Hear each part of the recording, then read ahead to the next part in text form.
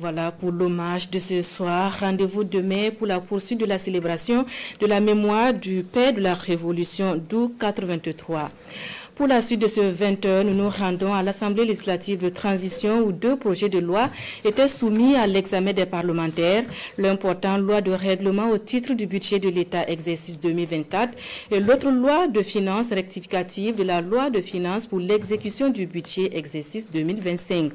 L'ambiance des travaux de la session plénière avec Syed Dilaré et Pinidie Yanou. À cette plénière, 2 projets de loi sont soumis aux députés pour adoption.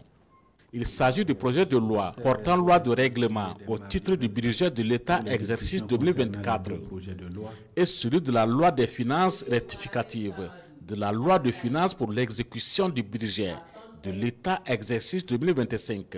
Les 2 sont adoptés à l'unanimité par les 69 députés votants. L'Assemblée législative de transition nous avait donné donc quitus pour exécuter la loi de finances 2024. Il est donc de bon ton qu'à la clôture de cet exercice budgétaire-là, qu'on puisse donc revenir et rendre compte de ce qui a été fait exactement en termes d'exécution budgétaire pour l'année 2024. Pour la loi des finances rectificatives, de la loi de finances pour l'exécution du budget de l'État, exercice de 2025, il est question d'un rajustement du budget pour répondre aux questions du moment. Les ajustements ont concerné donc des ouvertures de recettes à hauteur de 150 milliards de francs CFA pour pouvoir donc prendre en charge des dépenses assez urgentes,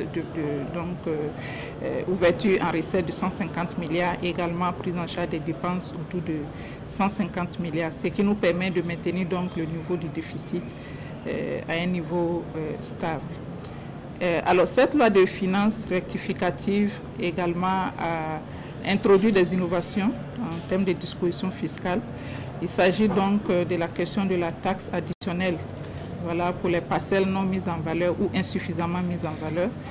Il s'agit également de la question de l'exonération de certains produits pour accompagner l'offensive agro-pastorale qui est en cours. À l'issue des débats, les députés ont formulé des préoccupations à travers des questions auxquelles le gouvernement a apporté des éléments de réponse. Ces préoccupations sont entre autres le mécanisme de transfert des ressources à l'initiative Faso Mebo,